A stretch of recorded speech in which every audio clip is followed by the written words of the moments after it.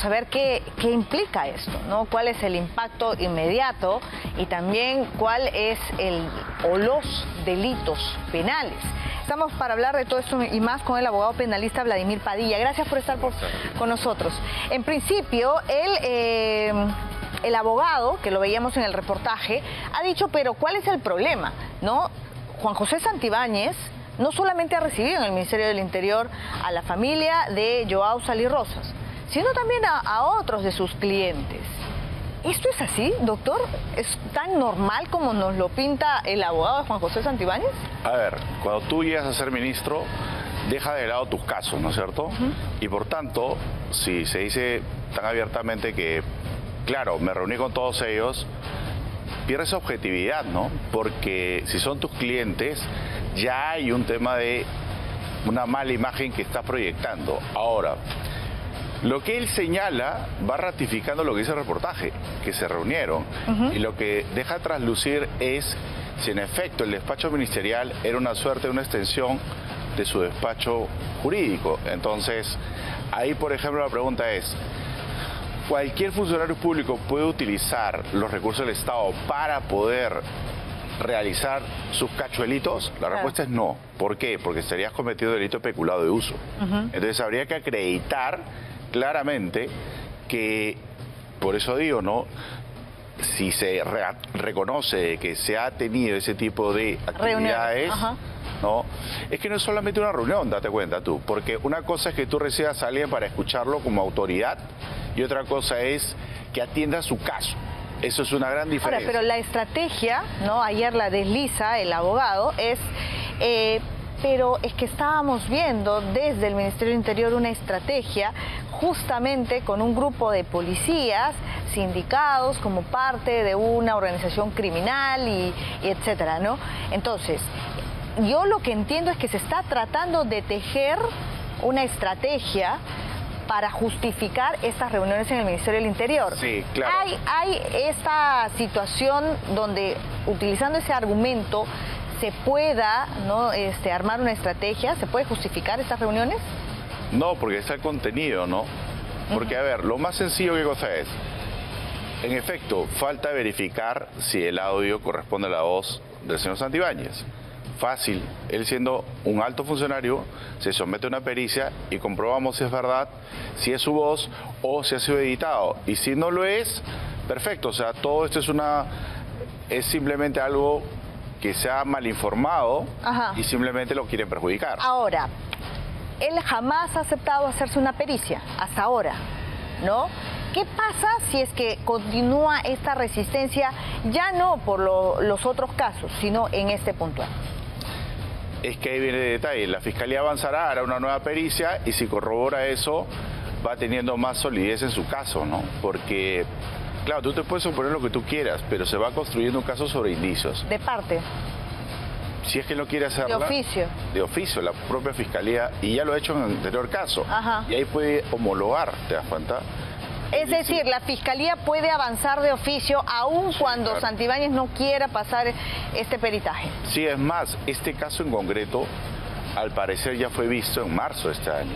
Estos audios ya la Fiscalía los presentó y la defensa los habría cuestionado por la forma de la obtención, no del fondo, sino cómo ha sido obtenido. Por la forma como se grabó. Así es. Ahora, lo que dice el abogado es, ¿cómo tienen ustedes, le dice a este programa de televisión, estos audios? Quiere decir que ya la prueba es inválida porque se ha roto la cadena de custodia. ¿Qué tan cierto es eso? Eso no es verdad porque habría que ver y recoger cuál es la fuente de la cual se obtuvo la prueba, ¿no? Y hay que ver también qué es lo que se está difundiendo. O sea, hay que ver si es una copia del original, ¿no? Porque no creo que sea el original. Claro, eso debe estar lacrado, me imagino, ¿no? Pero es que eso ha sido discutido. O sea, ya está incorporado en una investigación. No es que está fuera de... No, y además hay que ser bien ilusos, teniendo ese material que ha sido grabado por la propia familia de Salí Rosas, pensar que no iban a hacer una copia. Hasta por seguridad han tenido que hacer por lo menos unas 5 copias. A mí lo que me llama la atención es que tienes un ministro aludido como es el ministro o el ex ministro Arana, y el propio ministro Santibáñez y que no han dicho absolutamente No pasa nada. Vamos a hablar también de Arana, pero quiero cerrar esta parte porque otro de los argumentos de la defensa de Santibáñez es como lo fue con el anterior audio donde involucraba a dos o mencionaban a dos magistrados del Tribunal Constitucional. En este caso, la defensa dice, pero si a Sali Rosas, que era el defendido de Santibáñez, no lo cambiaron de pabellón. ¿Cuál es el problema? Eso nunca se concretó. Estaban como hablando, ¿no? Un poco que tratando de... El tráfico de influencias no está en el resultado, sino está en vulnerar la correcta administración pública. Tú no puedes ni siquiera ir a un particular y decirle, yo tengo esta influencia, y menos aún pedir esa influencia, ¿te das cuenta? O sea, en buen romance, se sanciona tanto el blafeo, como tú lo dices, decir, el mentir, que tienes la influencia, como el tenerla en realidad. Entonces, si lo cambiaron o no lo cambiaron, ese es otro tema que no está en discusión. Vale la intención. Pero claro, o sea, y ahí ya está materializado. Así como el delito de corrupción. Basta que yo te ofrezca, no necesito yo darte dinero, basta que yo te ofrezca, es igual al tráfico de influencia. Así, aunque haya sido de fanfarrón, Santibáñez. Ahora, ¿cuántos delitos se configurarían en el entendido de que estos audios pasen una homologación y efectivamente, como usted dice, ya esto ya se está investigando y hay una cadena de custodia en el Ministerio Público? ¿Cuántos delitos estaríamos Podría estar hablando de un concurso de 3 delitos, ¿no? O sea, en realidad, 3 imputaciones, 2 por tráfico de influencias, una por el hecho de que señala que tendría influencia ante el Tribunal Constitucional, la otra por el tema del propio trámite administrativo ante el INPE, y lo otro es el peculado de uso, que habría que verificar si en efecto está utilizando el despacho como una extensión de su oficina particular, ¿no?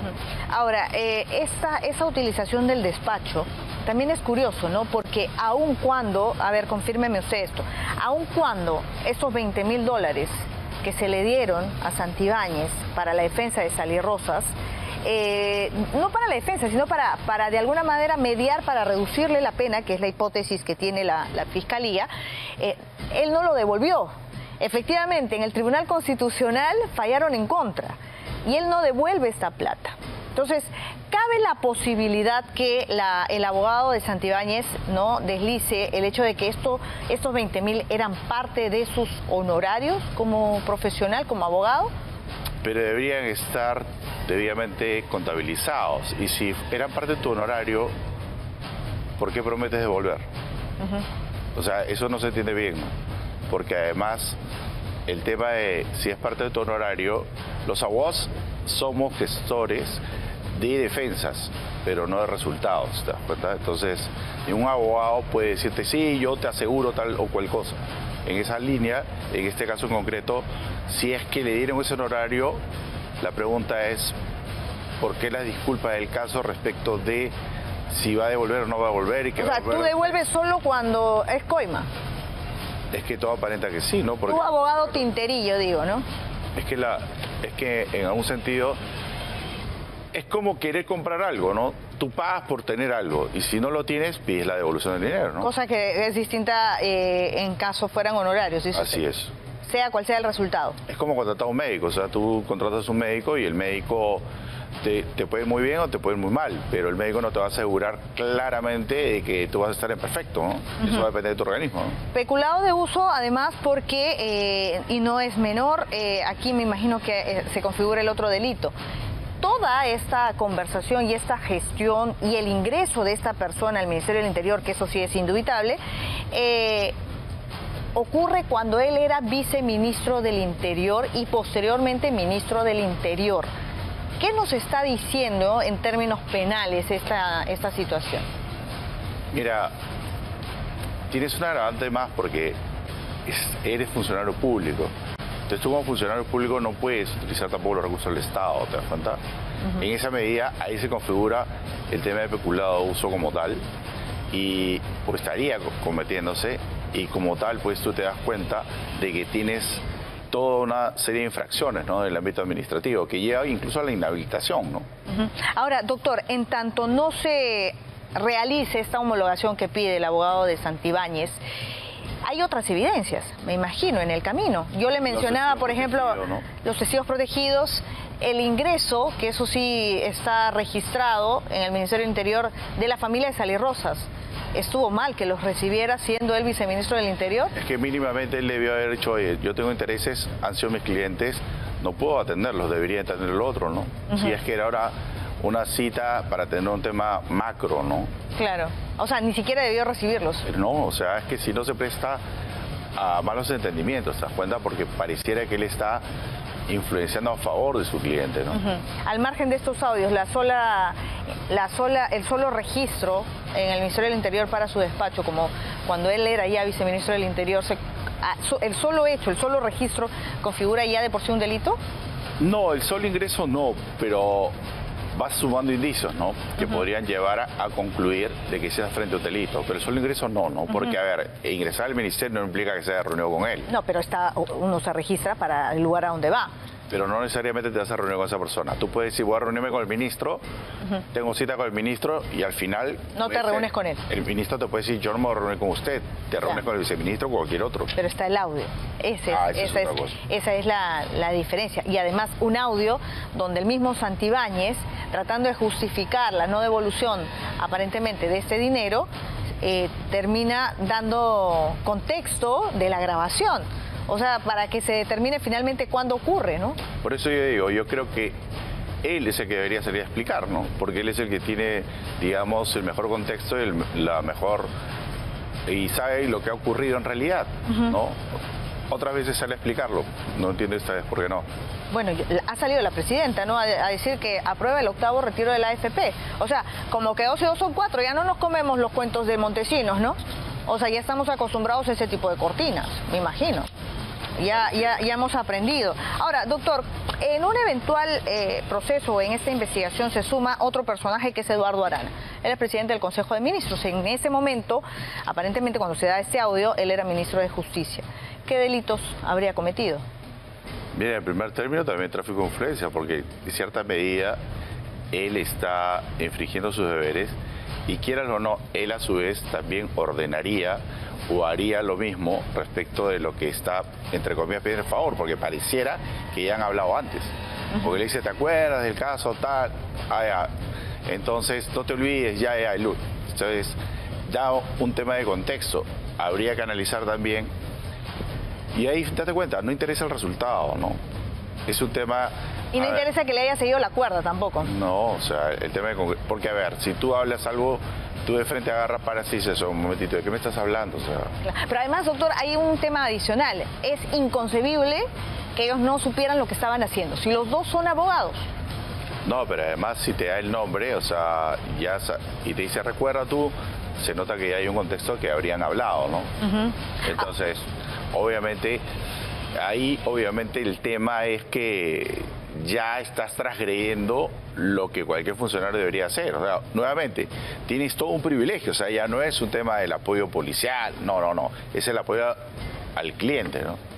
Vamos a ver qué pasa, doctor. No, a ti, gracias también. Lo que no ha sucedido en 7 meses, que va desde que se conocen de esta investigación. Gracias por haber estado con nosotros. El doctor Vladimir Padilla, abogado penalista.